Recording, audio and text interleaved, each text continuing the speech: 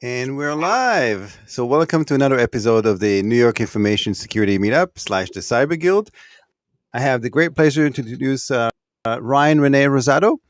And Ryan, I have it on my calendar for quite some time. I guess we were supposed to do this on May the 4th. So, I have it as May the 4th be with you.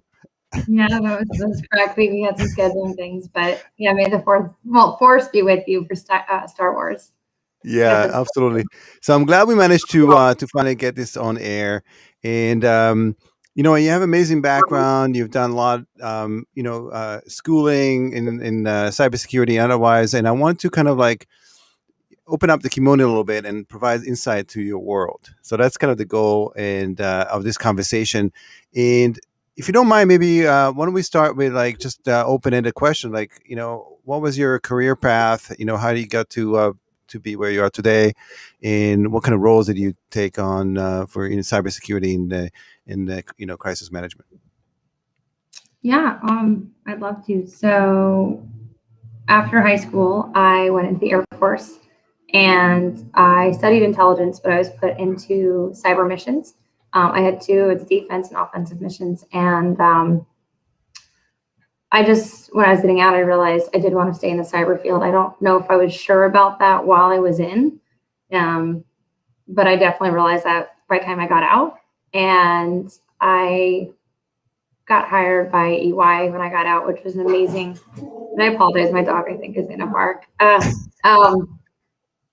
Anyway, I got Ryan, hired by. you should definitely have your dog on there if you can. I It's should, gonna be the husband.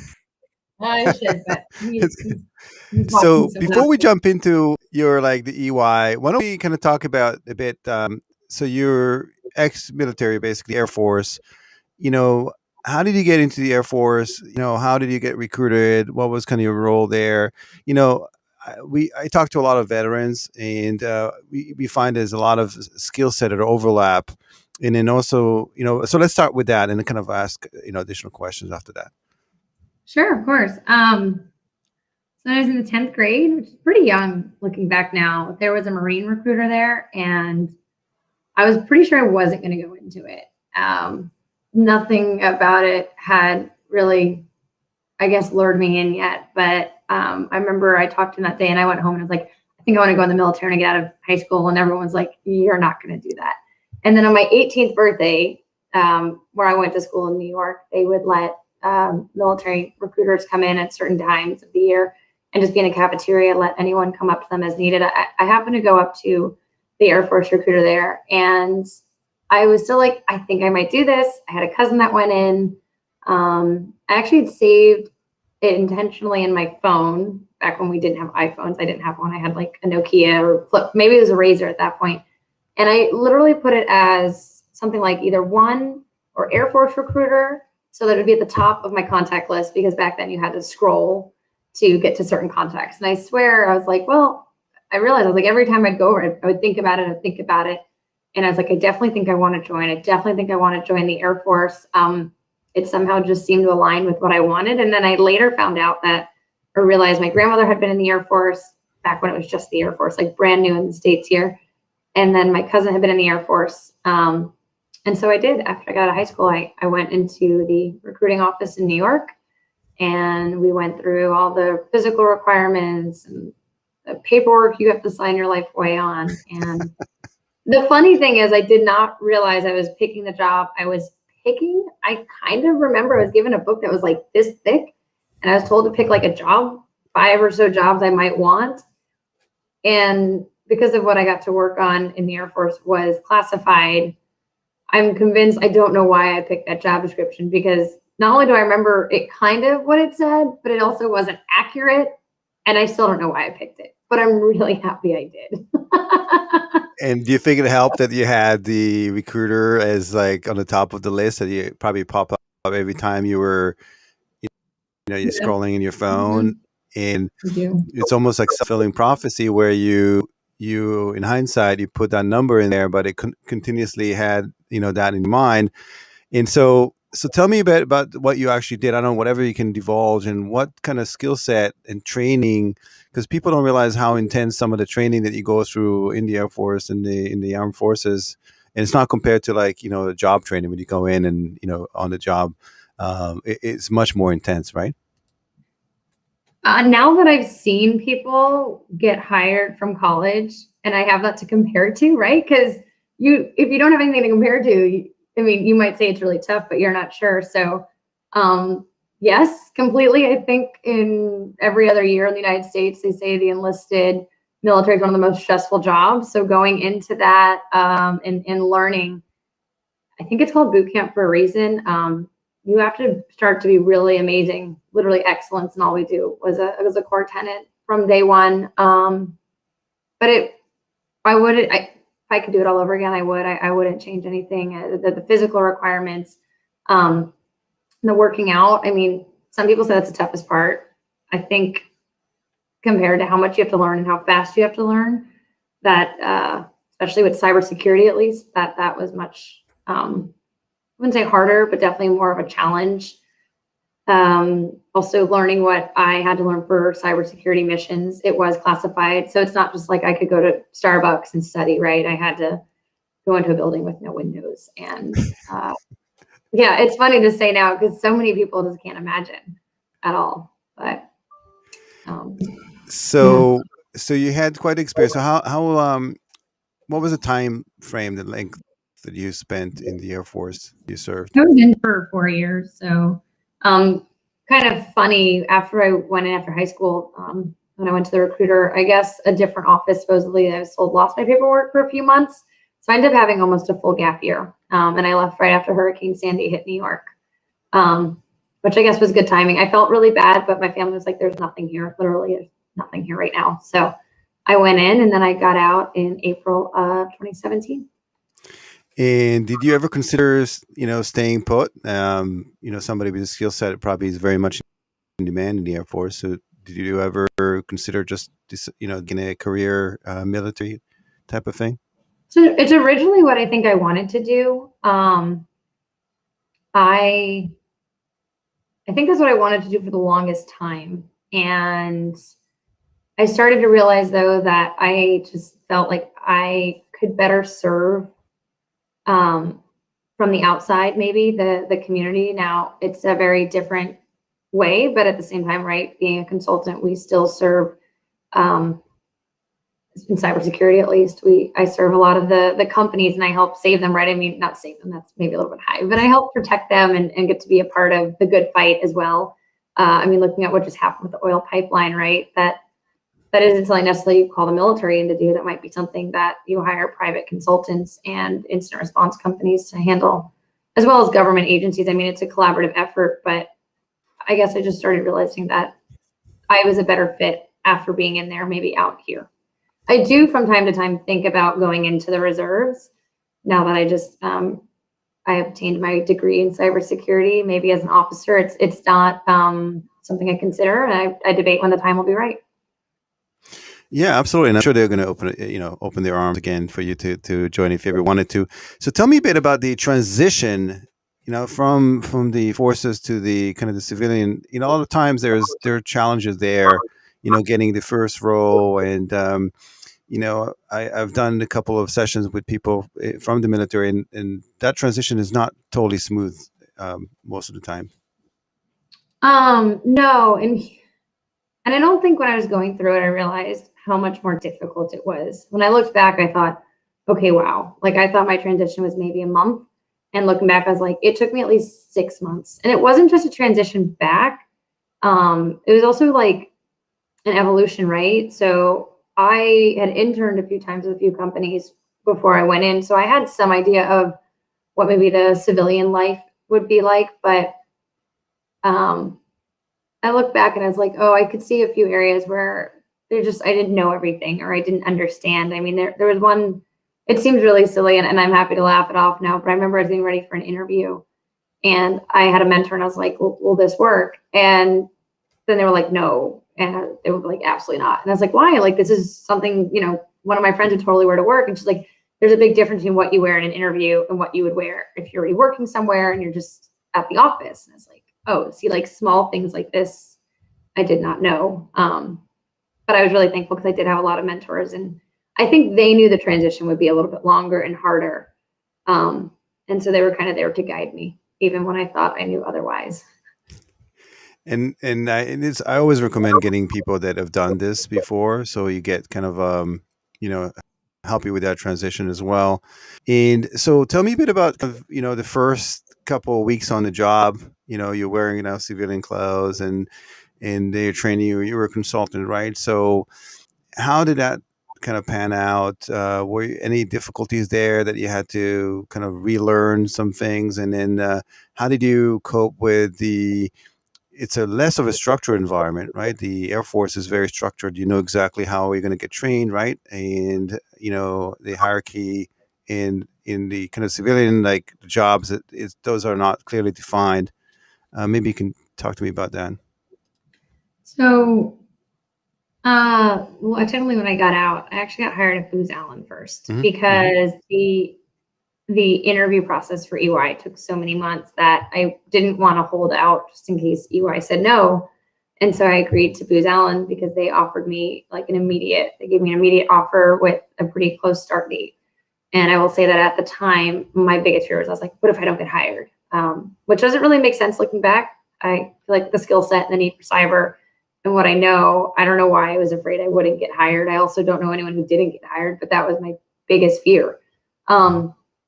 And so I started working there, and I was there for just a hair over 2 months, I think, or just around 2 months. Because I was at Booz Allen, most people they hired from were ex-military. I think that was a little bit more helpful. Before you mentioned it's helpful to have people who've gone through it. I actually feel like now I'm someone people come to and I get to help them go through it. So that's probably another way I see now. I'm like, oh, I see how someone must have helped me because I'm helping that person. And when I started at EY, most of their cyber practice that I worked with, not maybe the whole practice, but who I worked with immediately, where I got hired into, I actually had worked with two people that were my then managers that I also had worked with on the cyber operations floor because they were reservists. So that was interesting. It was, I wouldn't say confusing, but it definitely kind of was like, oh, well, this is how we worked then, in the Air Force together. And so I think I had to realize like, well, out here we'd be working similar but different. And I had to figure out the right calibration for that. But I think once I kind of got on my feet, I would definitely say I had a rocky start a little bit, just trying to figure them all out. But I think that's okay because I did figure it out in the end. I think that's important for any other veterans when they are transitioning, is realize like you're going to hit bumps. No one has a seamless transition unless maybe you're retiring. I don't know. Maybe even then I've heard it's difficult because you don't put the uniform on every day. But I mean, I think I've landed on my feet, and I think I'm doing okay. I hope. Listen, you're doing phenomenally great. You're modest as well. So listen, so in terms of education, so tell me a bit about the process of you going to school, because when you graduate from the Air Force, they train you, but it's not necessarily like kind of degree, like a formal degree, is it? I mean, you had to go through and pursue additional degrees. So tell me about that process and why you decided to go ahead, and you did two, right? Two degrees. I'm still technically finishing up one. So when I was in the Air Force for basic, and then for my particular job, which was an intelligence analyst with cybersecurity missions, I got some college credits. I think at the end of it, by the 2-year mark, I think I was about 8 classes short for an associate's because I did have my associates from the Air Force, but I had to go to another community college to get public speaking officially, which I thought was funny because the Air Force does force you to publicly speak.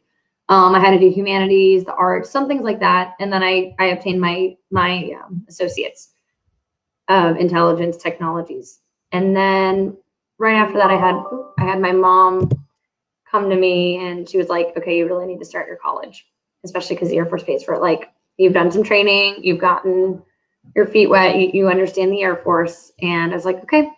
So back in high school, I remember hearing, like it was yesterday, this radio station I would listen to started talking about how there was this program that was kind of reemerging. It was kind of becoming more popular again. Maybe more universities were starting to offer it. And it really just was like, ooh, what's that to me? And it was emergency management and disaster management. And I was like, I didn't even know that you could study that. And so by the time I was ready to go to college, at this point in my life, I was like, I looked for emergency management, disaster management programs, which ones were the best and what they would have to offer as far as what I was looking for. And I was looking for something online, even though I was kind of afraid to do that at the time, which is kind of ironic. Cybersecurity person afraid to do school online, but probably one of the best things I ever did. And so I started my online degree program for emergency management out of the State University of New York at Empire State College, and I absolutely loved it. It just taught me things I wanted to learn. I couldn't believe I never had learned those things before. The books were fascinating, like for example, a diary of someone who survived Hiroshima. I mean, I just never even considered, I guess, that was out there, right? Like just things like that. But when I got out of the Air Force in 2017, and I was looking at a lot of job descriptions and job requirements and things that would be needed, I guess, planning for a whole career now. A degree in cybersecurity obviously was for someone who wanted to be in cyber, made more sense than an emergency management degree.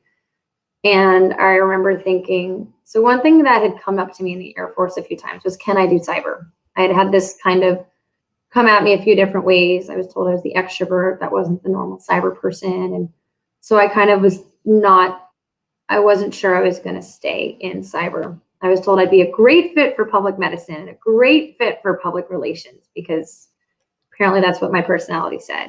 And I remember when I got out, I kind of had this like fire, just like a snap. And I was like, I can do this. I'd actually been published a few times on a few things. And I was like, I can do this. I want to do this. I think I'm good at it. And I know I can do better. And so I actually found based on what I was looking for, I wanted a very technical program, because I felt that what I had learned so far was more strategic.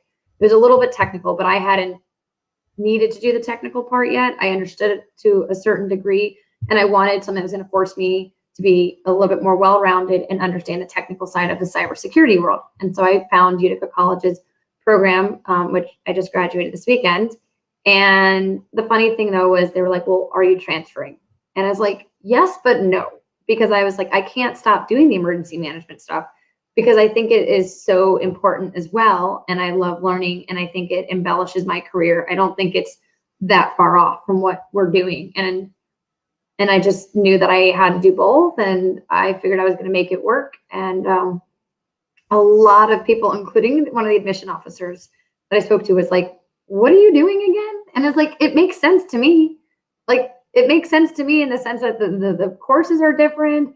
The semesters don't overlap, as like there's some overlap, but for example, Utica had 8-week courses. Empire State Colleges had 16-week courses. So at least like finals almost never were at the same time. Yeah, no, and I'm very proud of myself for sticking to it, but apparently it was not the norm. I can tell you that much. It wasn't the norm. So talk to me a bit about what is kind of emergency management. What does professionals do? In your opinion, how does security and emergency management overlap, or if they overlap in some respect?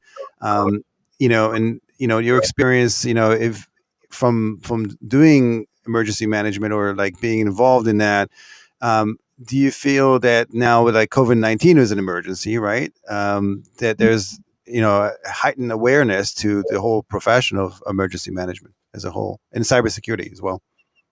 Now, emergency tends to be more focused around natural disasters or even man-made disasters that are very physical, right? You can turn on the news and you can see an avalanche or the damage from a hurricane or a tornado. And I think that because of that, people think of them differently.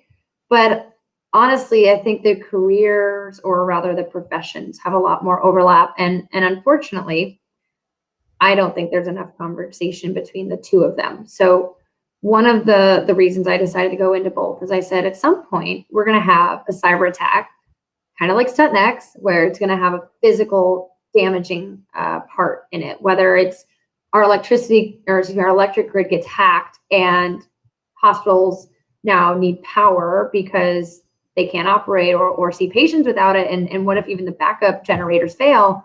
We need someone that knows both languages, because otherwise you're going to have two different people responding. So that was a lot of reason why I kind of took that chance on myself. As far as emergency management, it is a lot about preparing, and by preparing, trying to hopefully mitigate a lot of the risks. But it seems to fall, I believe, especially in the studies, fall short of cybersecurity. It's almost like that's a whole different world, but they do have overlap. One example I like giving is, so if you have a hospital get hit by a hurricane and in a town, right, that needs to go to the hospital, FEMA will come and set up, along with a few other agencies of varying levels, the community, the state, again, FEMA levels, they'll come, they'll coordinate with police, they'll coordinate with fire, they'll find a way to get supplies to, again, a hospital and help patients get seen and essentially support this hospital when it has been hit by this event and this incident. But if a hospital, which many people I don't know, they realize as much, it just doesn't seem to make the main news, but it happens all the time, is if a hospital gets hit by a cyber attack, who's there? I mean, they have to handle it privately. The FBI may show up to say, who, to help identify who did it and maybe help mitigate it. But at the end of the day, FEMA's not showing up and saying, oh, well, let me help you so you can still see patients and provide care, which is, at the end of the day, what we need. Life saving should be the number one priority, I think, regardless of the attack vector, whether it was physical, cybersecurity, someone walks in with, Yeah, and Ryan, Renee, that's also true. I mean, you can see that. I completely agree with you. I mean, you can see that with COVID, right? So we got hit with the virus, and then the adversaries, specifically targeted hospitals. Mm-hmm. So there was for the adversaries, those are not disjointed as well. They're like using, these physical events that happen to attack, the vulnerable organizations that are already being attacked, being vulnerable and being impacted by, physical events. Right. I mean, hackers are constantly making phishing, campaigns about tax season or Christmas or everything, events in the world, holidays. I mean, they're so connected and related, and yet that seems to be our weakest spot as well. Is people fall for it because they don't expect hackers, I guess, to be up to date. But my concern is from a bigger response standpoint, right? Whether it's, has the government decided if they should have a part in response? I mean, they've decided for FEMA should be the organization that falls under Homeland Security for preparation and mitigation, response and recovery of physical or man-made attacks, things like bombings, like the Oklahoma bombing of 1995, Oklahoma City, and just anything that's happened in this country that has been physical in the last 3 decades or so. FEMA has been involved, but yet cybersecurity, while FEMA technically on their site says that they are able to respond, I would put money on it they never have responded to that, and I don't know if I would have high confidence in their credibility to respond. But in a country standpoint, I wonder if we should have a response. So, it's really interesting. So maybe we said this here first, Ryan. So you brought it up. We should. And I don't want to say I told you so, right? But I think those two decisions are should be interconnected as well. So, what do you recommend or have advice for other consultants and your clients? quite a few things. But you have to realize that what I hope, if anyone hears this right, is this is what I think is kind of cool about this day. What we're doing here is you're asking me, and I feel like I'm kind of the middle, and I feel like a lot of speakers you've had here, which is really awesome, they're more experienced, and that's great. But what I've seen so far is I've had a lot of people tell me I couldn't do something for various reasons, whether it was I couldn't be a woman in cyber, or I can't study 2 degrees at the same time, or that's silly because they're not related. I definitely would recommend to others to trust yourself. Trust your gut. Similarly, one of my mentors when I was in the Air Force, I don't even know if she knows she kind of gave me this advice. It really was just a very informal conversation. She was saying how she wished after getting her bachelor's, her master's, and then starting for her doctorate, they were all in the same field. And she kind of wishes she had maybe been a little bit more well-rounded, gone a little bit different, things that were related, but not all the same, right? She went intelligence, intelligence, intelligence, if I remember correctly. And I think that had a lot to do with my decision-making. It's something I kind of look back on often, right? So I did my bachelor's in cybersecurity. I'm still working on my bachelor's in emergency management. And then I've been considering for my master's, I would think either cyber policies or even just risk management, or even an MBA, because I think that they all kind of will build upon each other.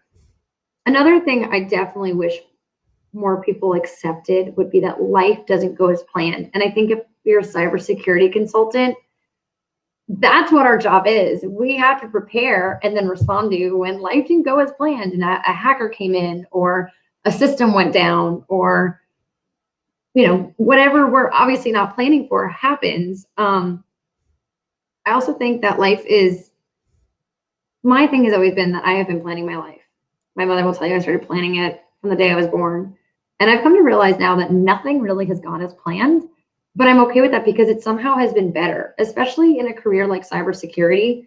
I could tell you my 5-year plan now. I could tell you my 1-year plan. And I'm pretty sure that something better is going to come along or a better opportunity. You know, I could tell you that this is who I want to be in cyber, but then I might learn something over here and be like, ooh, like when I was at EY, that's kind of what happened is I was like, oh, I've done Intel. I think it's important, but I wanted to see what else is out there. And I got to do security assessments and different things with incident response and even the auditing community there. And I was like, wow, I never planned this. I didn't even know that some of these things existed or what they would mean or if they even had a role for me. But I kind of just started to go along for the ride. The other thing I would also definitely say is no matter where you are in your career, I do think that we're finally getting good at having the message about having a mentor. But I don't know why we say that. We should say have more than one. Have a peer mentor. Have a mentor that does nothing in what you do. Have a mentor that's the person you want to be one day, at least one. Maybe have a few. Professional networks are also amazing. For a while when I was getting out of the Air Force, I started to joke that my mentors were like the Justice League. They were all different and they all had a different piece to add. I didn't always have to take their advice, but I really appreciated they took the time to give me that perspective. I also feel like at where I am now, I'm trying to I won't say be open. I think I am open to this, but I'm learning to now be a mentor.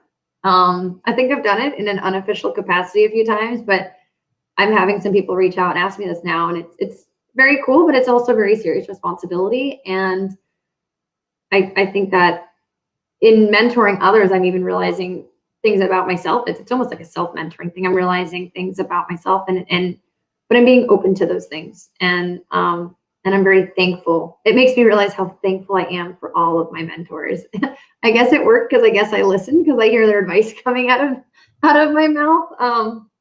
But then for clients and consultants in the workspace, one of my biggest things I'm starting to realize, like I've been doing this a little while. So instead of just learning what other people have, do we still hear? Yep, I'm here. Oh, okay. Pop, that said it might be a losing connection. One of the things I'm realizing now is I'm starting to get to a part where I think instead of just repeating what I'm taught and doing that, kind of not reinventing the wheel, I'm starting to try and be maybe a little bit more critical in how I think. And especially when working on projects as a consultant, our clients or whatever, whoever we're working for, whatever we're doing, even if it's government consulting, not just consulting with outside, this even could work in the government. I mean, this isn't even just cyber. People, no matter where you work, right, we all have problems and consultants help fix those problems. But I don't think it should be one for one problem, one solution. I think we need to elevate this to, okay, we have a client that has 10 problems. And instead of having 10 solutions, can we come up with 3 or 4 that will each address 2 or 3 of the problems? This is going to be more efficient for spending, right? Because who has all the budget in the world for cybersecurity? If they do, I'd love to work with them. I haven't seen it yet, right? Usually that's a constraint. And if they have the budget or they don't, they have a resources component, right? You cannot just throw everybody you have to work on certain improvements and roadmap items. You have to keep the business operations going. So if we can be more efficient and kill two birds with one, I think that'll be a great deal. Another thing is KPIs in a sense. I think we need to balance it. I compare this to a sports team, right? When you have players, you have their KPIs and their, whether they're batting averages or how many yards they run or the chances of Tom Brady catching a football. But we need to have that in cybersecurity. And even those that have KPIs, right, we also have to remember the people, because people are important, right? No matter the people doing the work, the people that are served by the work, people who will be affected. And I just think that we need to be a little bit better at, I mean, cybersecurity, I feel like, is someone that is a group that often works in the back office and they don't always talk to the other parts of the business or even the stakeholders or the receivers of the product. And I think we're getting to a place where more people are kind of getting woke in realizing, especially from a customer point of view, that the stores we go to, the places that we eat at or get our gas from or our electricity from, I mean, these are all vulnerable. And cybersecurity, we've known that. And I think we have been trying to message that. But I think people are finally starting to realize it's true. And they want to understand now how. And I'm hoping that we can all start to have that conversation. But that's kind of what I have for now. No, that was awesome. It was a very genuine, really, excellent advice. And I suggest that people would, rewind this afterwards when when they have the recording and listen to it over and over again, because there are quite a few gems that you can take. And I love the kind of the revelation of, like, you plan, but you're also very open to, to see what changes, and you're open to making those changes as you plan ahead, because the environment is so dynamic. Well, We right we now, I'm trying to figure out what to do with my master's, and I want to finish my other bachelor's first, and I want to start my master's next year. But I'm also half convinced that between now and then, there might be a whole new degree plan that comes out, right? A new school might draft one up. Am I there? Am I frozen again? No. Yep. Yeah. I mean, there might be a whole different, we might have a whole new thing that comes out because of how fast cyber is coming and going and coming at us. So I think a lot of people get upset if they don't stick to their true plan. Like, but this wasn't the plan. If you can learn to be more graceful and be like, but that's okay. Like know that I am different from the person who started this journey, and that's okay. I should be different. I've learned so much, and my eyes have been open to the world, and I'm really thankful for how I guess I've been going at this, and I'm thankful for my mistakes, even because we don't talk a lot about them, and people, I think there's a taboo about them. But I am starting to believe that you learn more at rock bottom, or on at least the way up the mountain, than you do at the top of it. I mean, it's a great view from the top, but how much do you get to learn from there? That's kind of how I see things. So yeah, that's such a true thing for cyber. So, agile planning. You'll be able to, revamp your planning as you go. And you're right, things change so quickly. There's a lot of areas they may not be here because of change and new developments. So, AI, quantum computing, machine learning. There's, even in philosophy. Yeah. Even all the this. cloud, I'm curious. I mean, everyone's like, "Ooh, the cloud is here," and I'm like, "The cloud is going to change in 3 to 5 years, for the better." And it's going to, but how it's going to change, I don't know if anyone knows. Yeah, no, it's an exciting time to be alive. Totally, I completely agree with you. So, Ryan, what's the best way to reach you? You're giving back to the community and you're exposing yourself here. Truly awesome. If somebody wants to reach out to you and get to know you and maybe ask for advice, what's the kind of the easiest way for them to reach you? I definitely prefer LinkedIn. I love LinkedIn. I think it's an amazing source that is the one-stop shop. But I'm also happy to share my email. I can put that in the chat later because I'm not going to try to spell it out. But yes, for sure. I love connecting with other people, whether inside or outside of cyber. And either giving advice or listening to others. Consultants, someone once told me, and I think it's so true. While we're supposed to give advice and consult and advise, the best consultants listen. That's how you get to know your client. Yeah, So. absolutely. Well, people say you have one mouth and 2 ears for a reason, right? Mhm.